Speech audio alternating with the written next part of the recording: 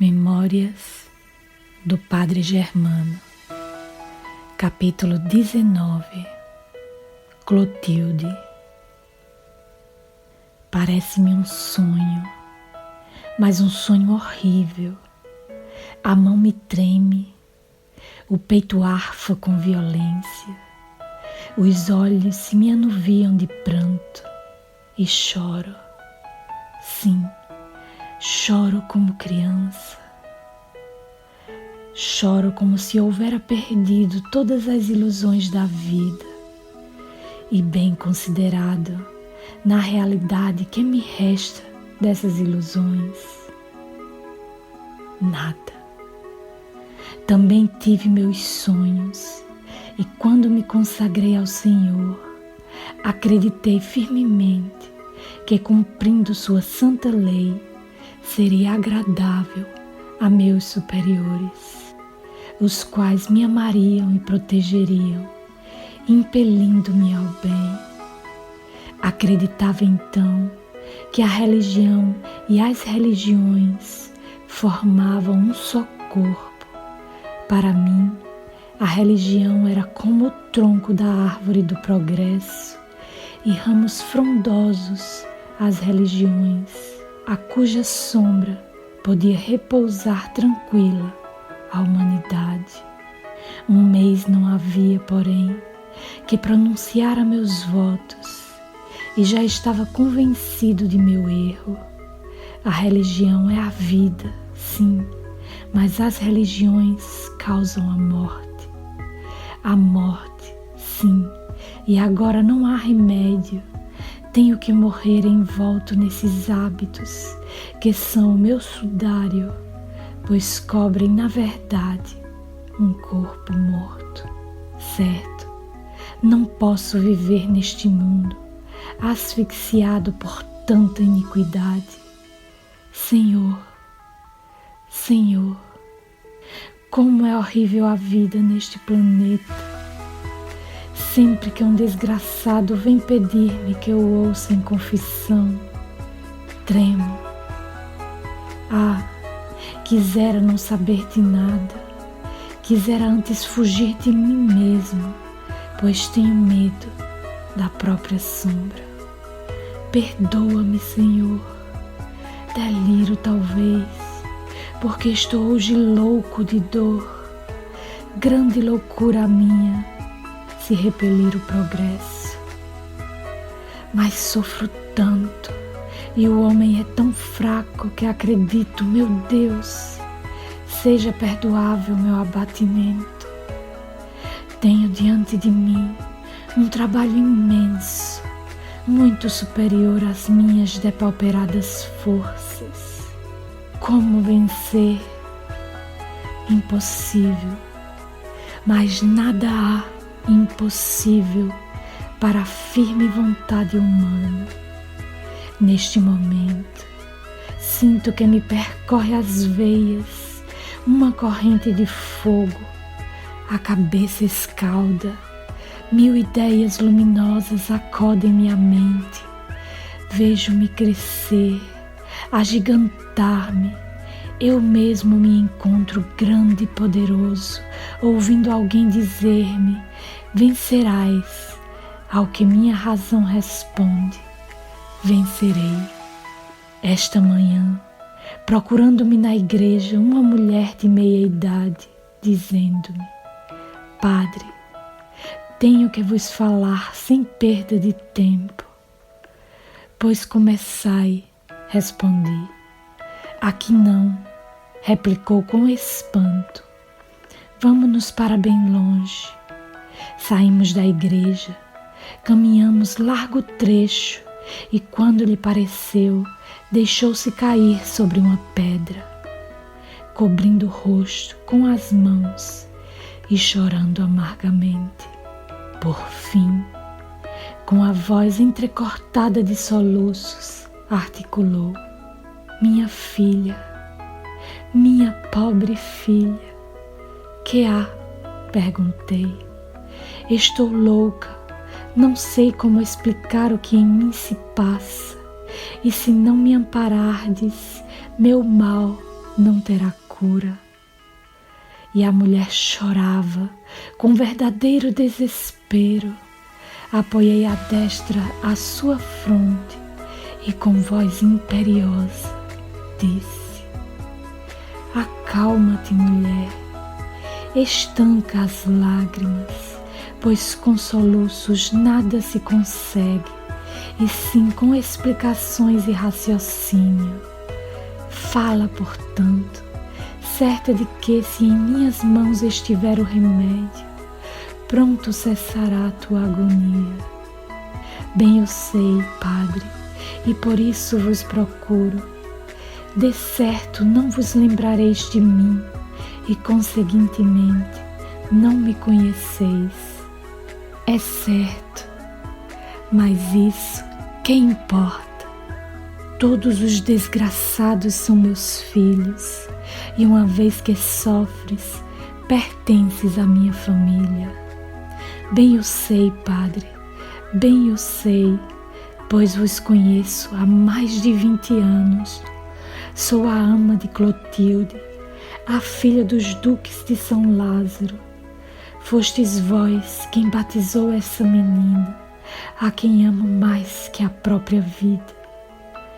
E pôs-se de novo a chorar e soluçar.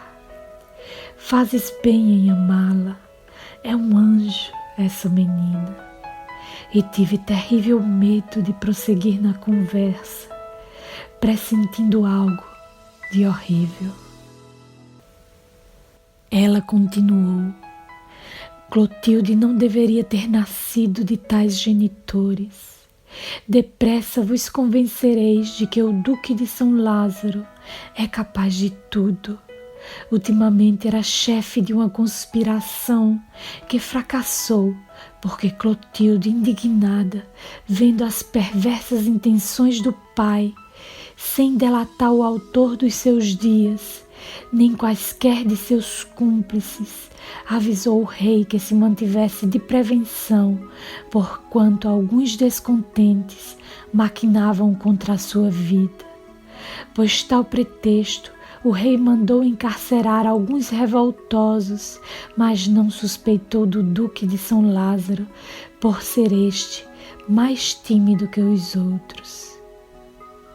Tudo isto me foi revelado por Clotilde, de quem fui sempre a única confidente, mesmo porque a sua mãe é tão infame quanto o pai.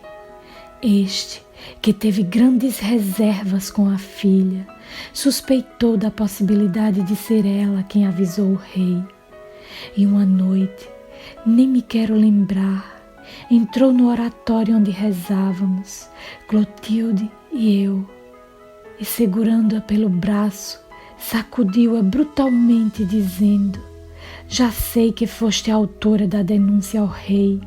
De fato, respondeu a menina, e isto porque amo muito a meu pai, para tolerar seja ele um assassino. Ao ouvir tais palavras, o duque, cego de raiva, teria matado a filha, se não for a minha intervenção.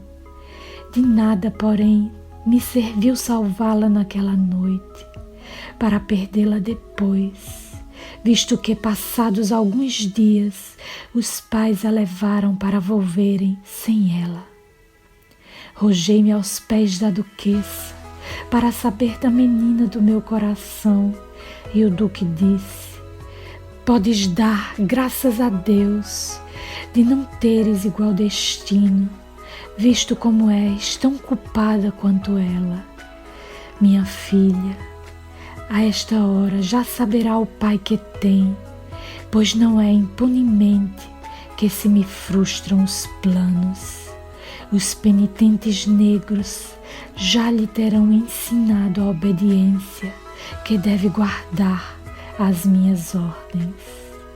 Não sei por que fiquei calada, nada respondi, e recolhendo-me maquinalmente ao quarto, juntei quanto dinheiro possuía e pensei no meu confessor. Logo, porém, lembrei-me de vós e disse: aquele é melhor. e saindo do palácio, meti-me a caminho. Aqui estou, portanto, para vos suplicar pelo que mais caro houverdes no mundo, que vos certifiqueis do paradeiro de Clotilde. Dizem uns que sois bruxo, outros que sois bondoso, para não deixar sucumbir uma pobre criança. Lembrai-vos de que fostes vós que a batizastes. Ah, é um anjo. Se soubesseis, é tão bondosa. E a infeliz mulher chorava de tal modo que me fazia estremecer. Tão comovido fiquei que nada lhe respondi. E com a cabeça entre as mãos, deixei-me ficar perdido na mais profunda meditação. Não sei o tempo que decorreu. Por fim, despertado, senti-me banhado em suor. Olhei em torno e vi a pobre mulher a fitar-me com ansiedade, dizendo: Padre, que tendes? Ficastes pálido como um defunto. Estás doente? Sim, doente, porém da alma. Não te incomodes com tudo. Tranquiliza-te, porque eu perderei meu nome, ou Clotilde tornará a teus braços. Prestos, levantei-me e me senti forte, experimentando essa estranha sensação que me acode sempre que tenho de entrar em luta.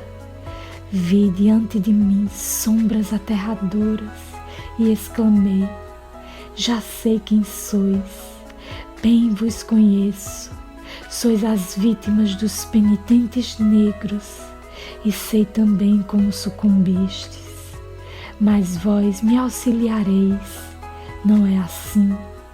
Aquela pobre menina vos inspirará compaixão.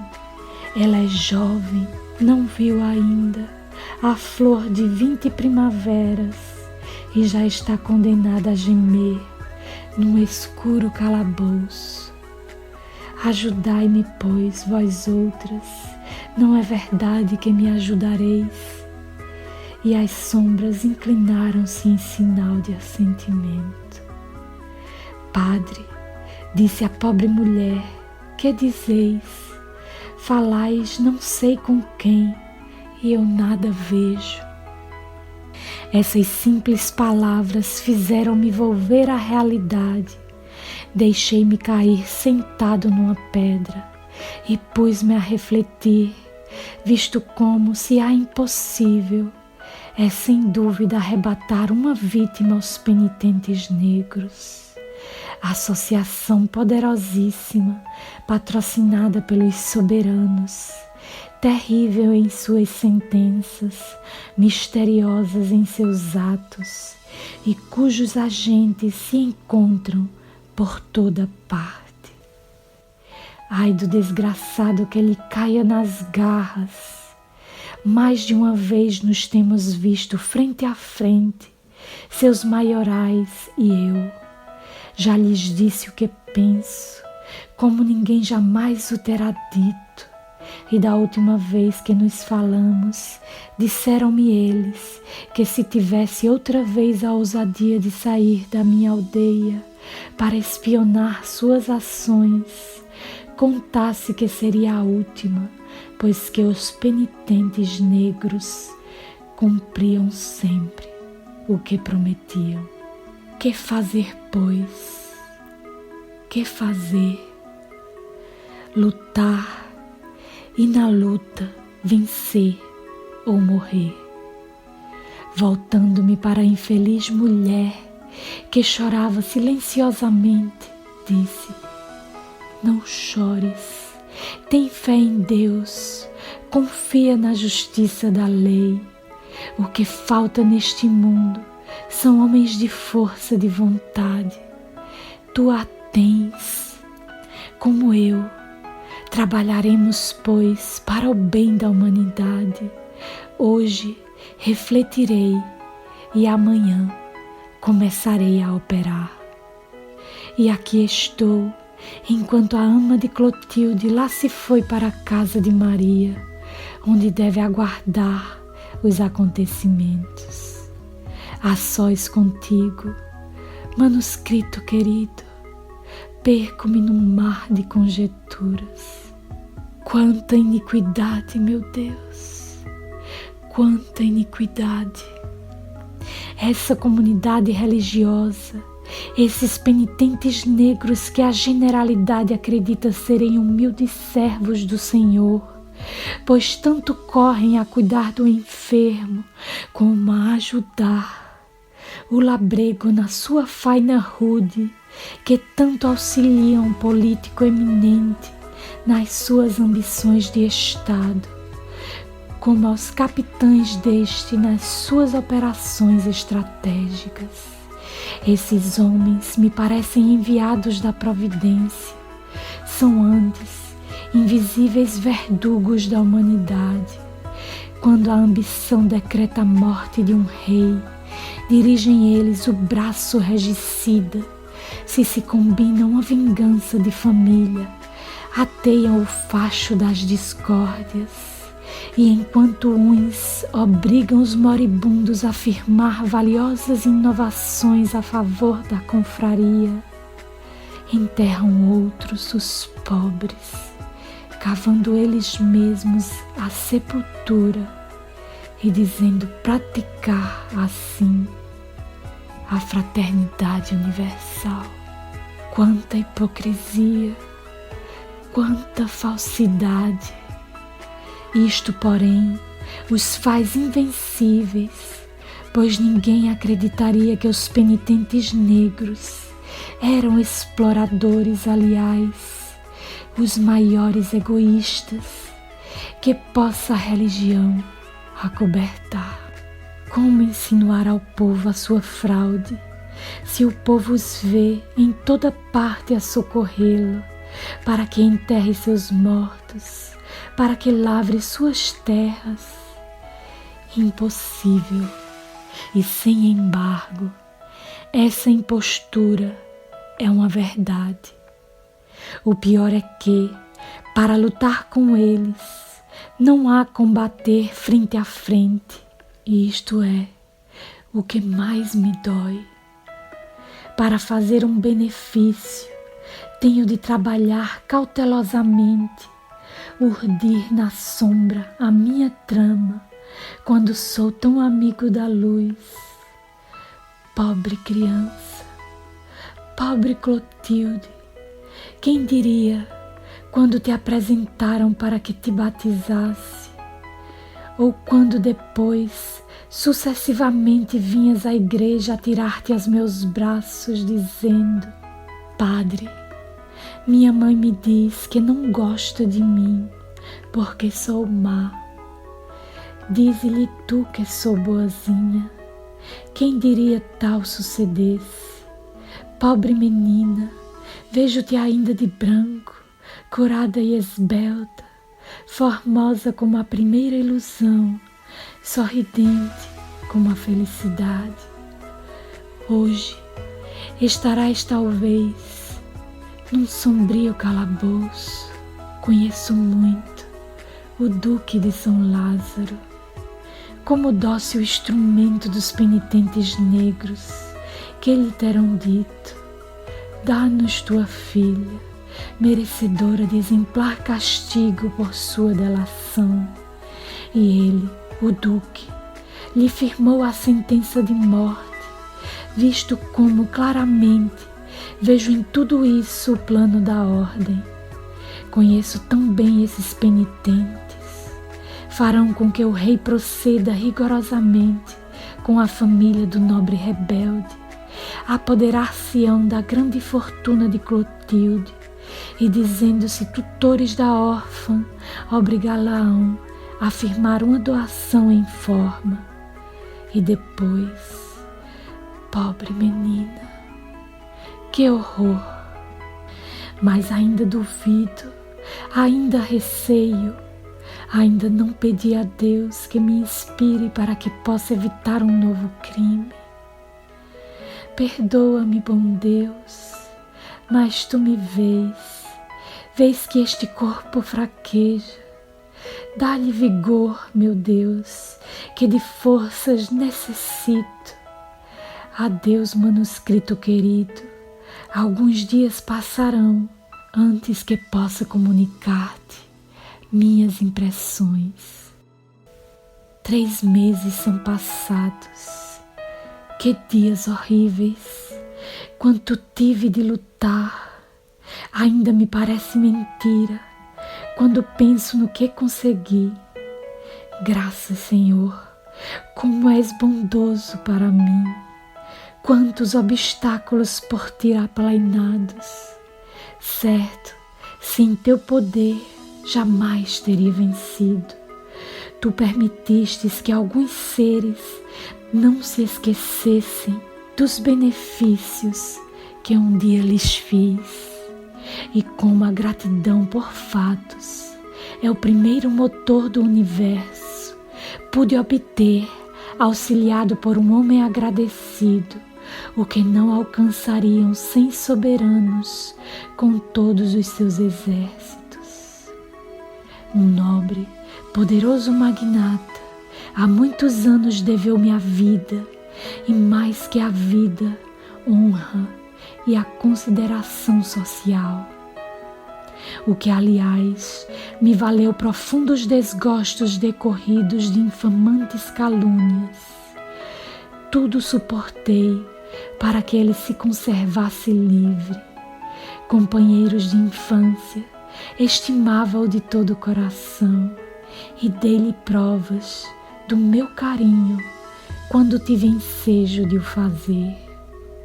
Felizmente, ele não foi ingrato, como acaba de provar. Cheguei à corte sem saber a quem dirigir-me, visto como os penitentes negros têm espiões em toda parte. Parecem-lhe eles com o vento, não há lugar em que não penetrem. Lembrei-me de César, fui vê-lo, recebeu-me de braços abertos. Relatei-lhe então a triste história que me impelia a solicitar o seu auxílio, e ele não me ocultou o seu triste assombro, dizendo-me: pedes pouco menos que o impossível, e além de tudo, pedes a tua e a minha sentença de morte. Mas tenho contigo uma grande dívida em aberto, e muito justo é que te pague.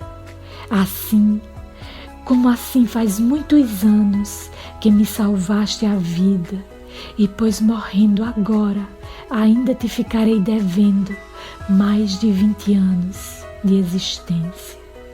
Durante 2 meses, trabalhamos os dois com afinco, pusemos tudo numa dobradoura até conseguirmos saber onde estava Clotilde encerrada. Tudo se passou como eu previra. O Duque de São Lázaro e o filho morreram no cadafalso para escarmento dos traidores. E a Clotilde não coube igual sorte, porque o geral da Ordem dos Penitentes Negros impetrou seu perdão, e o rei concedeu em consideração ao suplicante. Quanta iniquidade! Oh, é horrível! O assassino pediu perdão para a sua vítima. Quanto sofri, meu Deus! César, porém, dizia-me: tem paciência, pois se nos impacientarmos, perderemos a partida. Capacita-se de que seremos esmagados pelo número, pois que essa associação é como a hidra da fábula. Pouco importa esmagar-lhe uma cabeça, ela renasce com espantosa multiplicidade. Do que necessitamos é de dinheiro, de muito dinheiro, sem o que nada conseguiremos. Por minha parte, pobre de mim, Não tinha dinheiro, tinha-o contudo, Rodolfo, que graças a Deus entrou na boa senda e pôs à disposição de César avultados tesouros. Finalmente, uma noite, pudemos eu e César, acompanhados de 20 homens de armas, penetrar na sombria fortaleza. Desses homens, cada qual exigira uma fortuna para a família, porque forçar o cárcere dos penitentes negros era jogar a própria cabeça com todas as probabilidades de a perder. Depois de percorrermos vários subterrâneos, debaixo de um depósito d'água, em local lodoso devido a constantes infiltrações, deparou-se-nos cosido à parede um vulto no qual me custou, tal a sua forma esquálida, reconhecer Clotilde. César foi o primeiro a reconhecê-la. Tomei-lhe uma das mãos dizendo: Clotilde, minha filha, vem, tua ama te espera. A infeliz fitou-me com espanto e, ao ver o hábito negro, repeliu-me com as poucas forças que lhe restavam, exclamando: acaba de matar-me antes que consigas levar-me contigo, monstro execrável. Odeio-te com todas as forças do meu coração. Queres atormentar-me como fizestes na outra noite? Queres que morra novamente de dor e de vergonha? Odeio-te, ouviste? Maldito sejas, maldito! E a infeliz chorava e ria ao mesmo tempo, sem que me fosse possível convencê-la. César falava-lhe, ela escutava-o por um momento, mas logo que me fitava dizia: mentes, se assim não fosse, não virias acompanhado desse homem de hábito negro. E a viva força, afogando seus gritos, temendo uma surpresa a cada momento, saímos da prisão, fugindo, quais sombras, ao largo do bosque, até chegarmos ao vale, onde fogosos cavalos nos aguardavam para galope nos levarem à casa de um guarda da mata, fiel servidor de César. Ali chegados, colocamos Clotilde num leito, encarregando a mulher do guarda de chamá-la a si, pois a desgraçada moça, dominada pelo terror, perdera a fala e o movimento, embora não perdesse os sentidos. César e eu ficamos num compartimento contíguo, até que ouvíssemos a infeliz soluçar, falar depois e pedir sucessivamente para ver seus libertadores. Ao entrarmos no aposento, a pobre menina, ao ver-me, uniu as mãos e pediu-me perdão, dizendo que estava louca. Desgraçada criatura! Parece incrível que um corpo tão franzino como o seu pudesse resistir a tantos tormentos. Horríveis foram suas revelações, tão horríveis que apenas se me escapa das mãos a falta de força para descrevê-las. Naquele retiro permanecemos alguns dias, até que Clotilde se restabelecesse um pouco. Depois, disfarçamo-la em trajes de camponesa e empreendemos viagem de retorno à minha aldeia, onde propositadamente chegamos à noite. Previamente, Rodolfo nos esperava na alameda do seu castelo, acompanhado de Maria e da ama de Clotilde, cuja alegria ao ver a menina tocou as raias do delírio. Até pensei que a boa mulher ficasse louca. Clotilde, por sua vez, reclinou-se-lhe ao colo e assim deixou-se levar ao interior do palácio. Quando nos convencemos de que nenhum mal poderia suceder-lhe, separamo-nos das 3 mulheres e, chamando a atenção de César e de Rodolfo, disse a este último: graças a Deus, Rodolfo, que antes de morrer principiou a apreciar tua regeneração. Não fosse teu generoso desprendimento, e Clotilde teria sucumbido na mais horrível das agonias. Hoje está livre e certo, mas de que modo? Como ave sem ninho. Em minha casa não poderá ficar, pois os penitentes negros não me perdoarão a partida que lhes preguei. César vive na corte e não pode tê-la consigo. O único, pois, que pode encarregar-se disso és tu.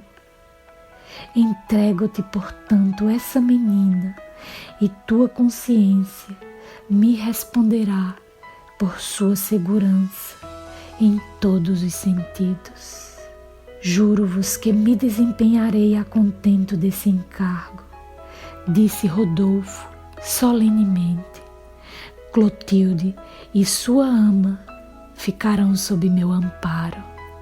E como sua fortuna, aliás avultada, está em poder dos penitentes e fora loucura reclamá-la, eu adotarei a órfã. Estás satisfeito? Respondi-lhe com um abraço, vendo assim realizados meus sonhos, e nesse momento julguei-me feliz. Pobre menina, quando me lembro do estado em que a encontrei e vejo-a amparada e protegida por um homem poderoso que diz: Padre, que felicidade o ser bom! Já não ouço aquela maldita gargalhada, nem vejo a montanha com a vereda de ervas murchas. Clotilde trouxe a paz ao meu lar, e minha mulher a estima tanto que chega a velar-lhe o sono. Tudo sorri em torno de mim quando ouço essas palavras. Minha alma também sorri, todo me sinto feliz, tanto quanto se pode ser feliz na terra. Essa alegria é, porém, turvada pelas negras nuvens que vejo amontoarem-se ao longe. O geral dos penitentes não retardará sua visita, não retardará, não, pois os batimentos do coração já me anunciam sua chegada. Ouço, pois, um ruído, é alguém que chega. Vejamos quem é. Torno-me a ti, querido manuscrito, depois de ter tido uma entrevista com aquele a quem esperava. De fato, o geral da Ordem dos Penitentes, acompanhado de uns 20 confrades, penetrou na minha pobre igreja. E Miguel, tremendo, qual se já me visse prisioneiro, lançou-se-me nos braços, dizendo-me que fugisse. Fugir? Repliquei. Estás louco, só os criminosos fogem. E parti ao encontro do inimigo. Olhamo-nos de alto a baixo e nos entendemos tanto que, sem nos dizermos palavras, subimos ao meu aposento. Ali indiquei-lhe um sofá e sentei-me na minha velha cadeira. Depois disse-lhe: que quereis? Como e por que deixastes vosso palácio para vir até aqui? O geral, Olhando-me então altivo, disse, em tom irritado: há muito tempo que nos conhecemos, sendo portanto inútil qualquer dissimulação. Só tu poderias neste mundo ter ousadia bastante para penetrar no santuário dos penitentes. Onde está Clotilde? Ignoras porventura que essa desgraçada deveria ser punida severamente por seus crimes, consagrando-se depois a Deus? E qual o crime dessa menina? Delatar o próprio pai. Mentis, porque não foi ela quem o delatou. Lembrastes muito oportunamente que nos conhecemos de longo tempo. Entre nós, por conseguinte, toda dissimulação é inútil. A verdade é que ela deu um aviso. O rei ordenou algumas prisões, mas sobre o Duque de São Lázaro não recaiu qualquer suspeita.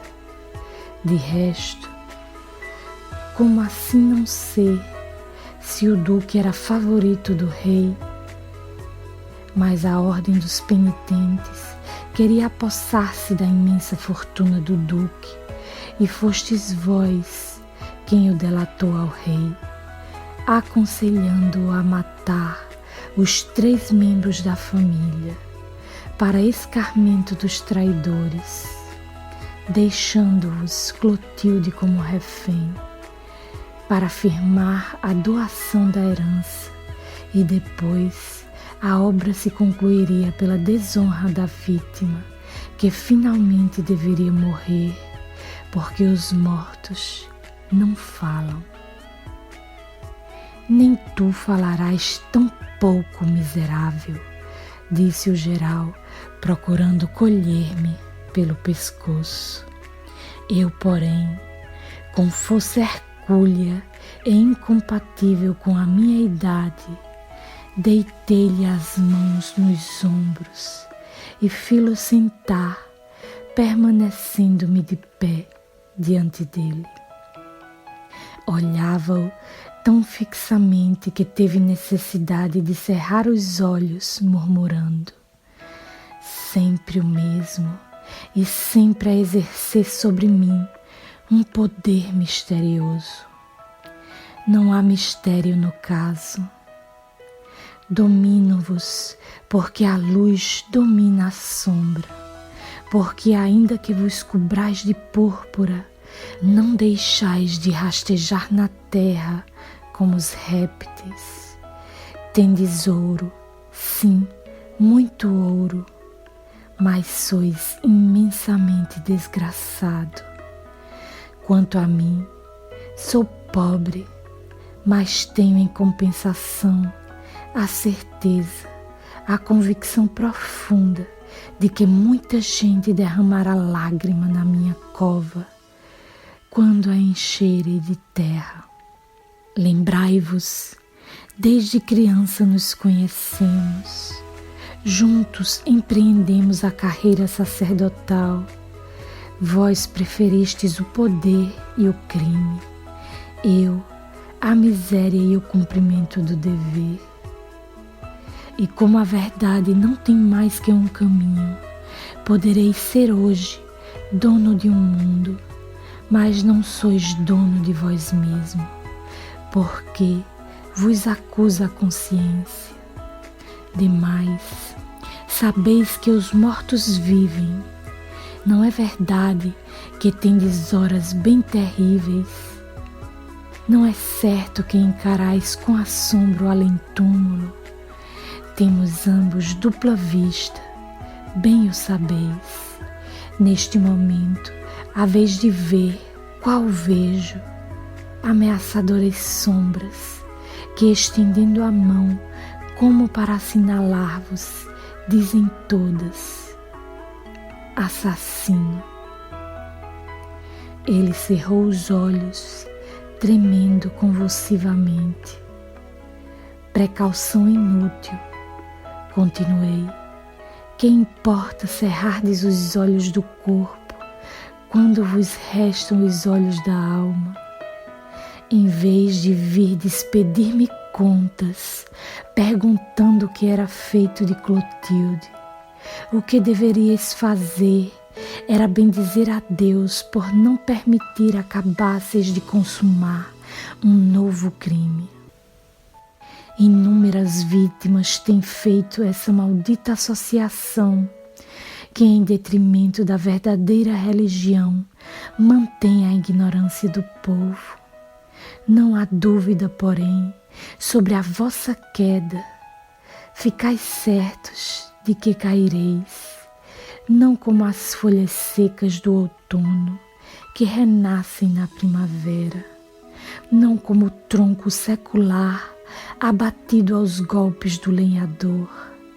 Vossas profundas raízes serão derrancadas do seio da terra para serem queimadas e as cinzas levadas pelo vento, para que nada reste de vós na superfície, como nas profundezas da terra. Cala-te, cala-te, razão há para que te chamem bruxo, acrescentando que contigo tem tratos satanás. Bem eu creio. Mentis ainda, como um velhaco, pois bem sabeis que Satanás não existe. O que existe é a eterna lei e que os espíritos progredirão.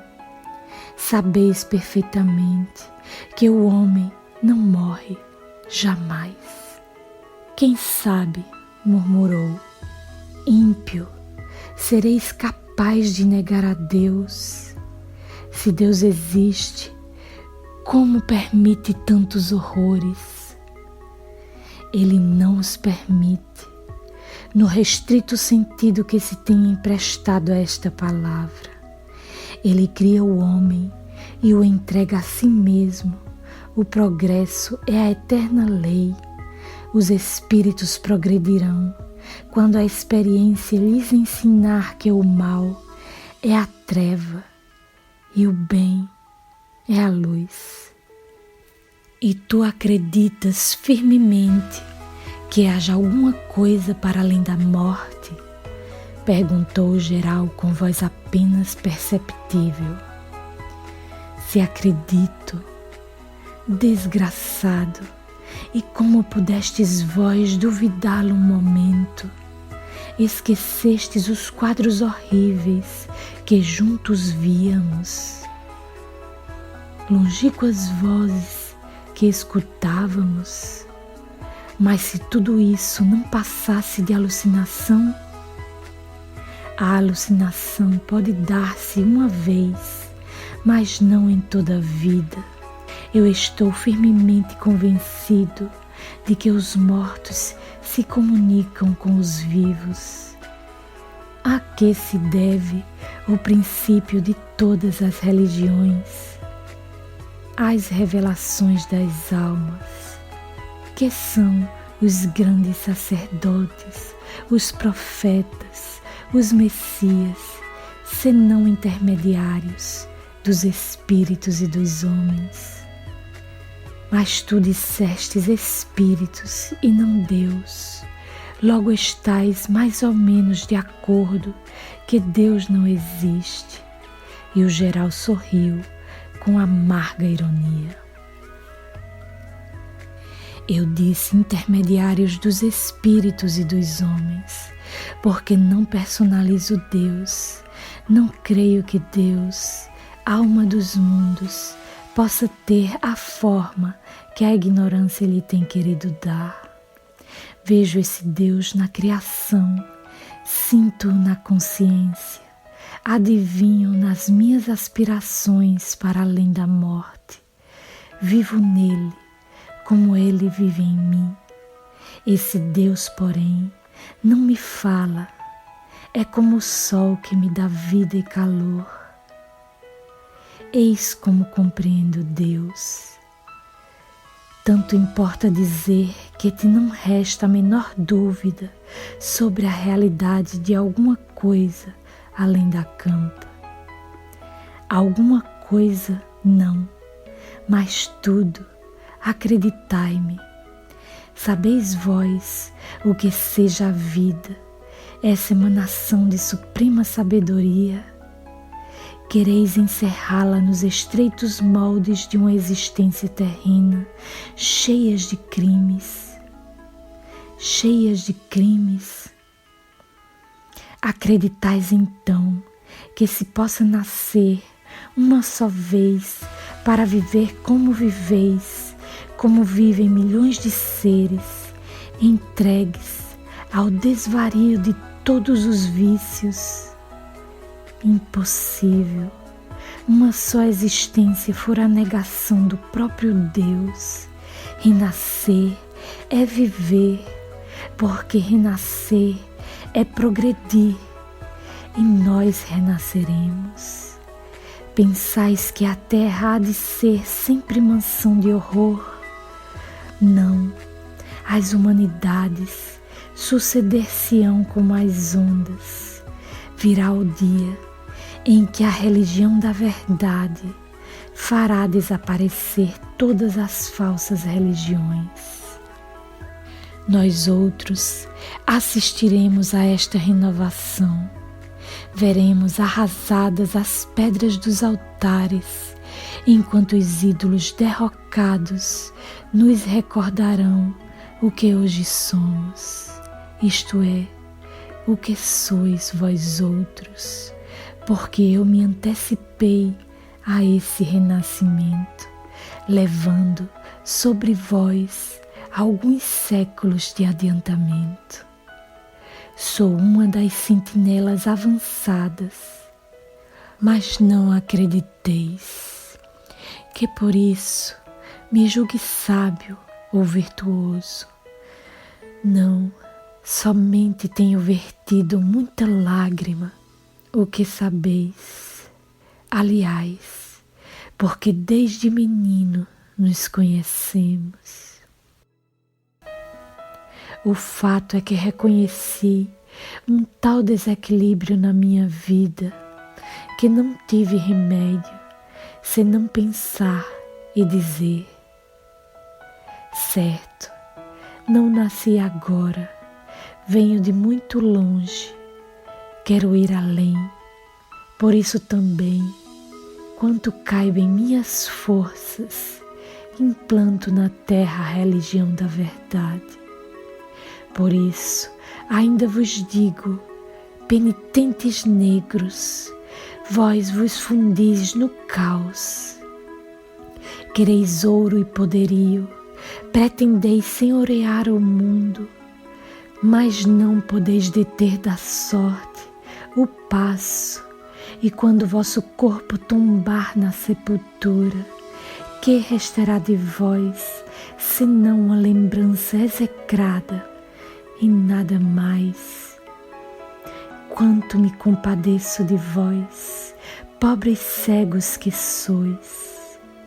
Podeis fazer tanto bem, sois tão poderosos, dispondes a vosso talante dos monarcas, as minas de ouro vos oferecem seus veios, muito se vos há dado, e apesar disso, sereis, por muito tempo, os mendigos dos séculos. Menos eu, exclamou levantando-se. É preciso que continuemos a ver-nos, pois necessito convencer-me do que dizes. Que horas tens disponíveis? As noites são sempre mais folgadas para mim, pois está dito, mas sempre te confesso que aqui vim com intenções bem diversas das que levo. Já sei, muitos são os que desejam minha morte, maior, porém, o número dos que oram por mim, e eu estou convencido de que se um prolongado gemido tem sido a minha vida, minha morte será um inefável sorriso, meu porvir, uma era de paz. Ditoso que és, se abrigas tal crença. Não hei de abrigá-la. Deus dá a cada um segundo suas obras, e eu tratei sempre de cumprir o meu dever. Tenho amparado os órfãos, evitando a perpetração de alguns crimes, difundindo sempre a luz da verdade.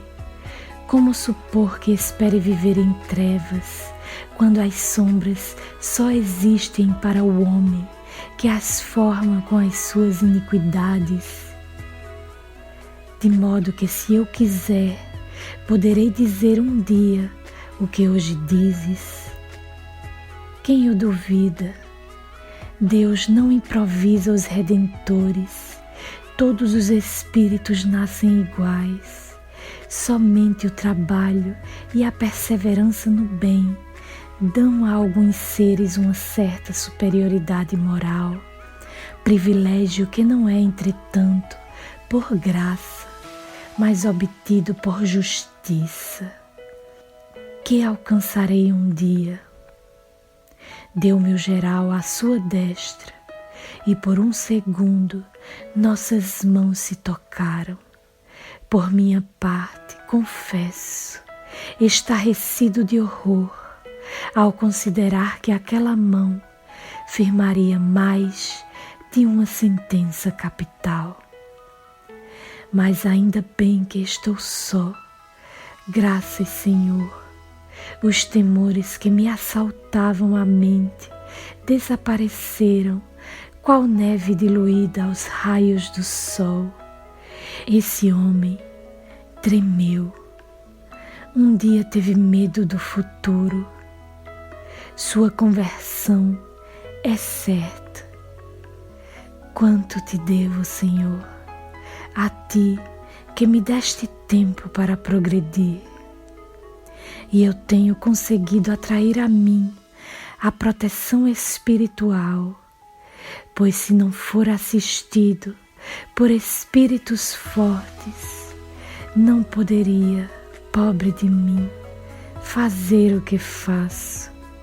Burlei a vigilância dos carcereiros dos penitentes, penetrei nas suas masmorras, arrebatei-lhes mais uma vítima, e quando o geral da ordem me procura, disposto a estrangular-me, eis que eu domino com o olhar, conseguindo que me ouça.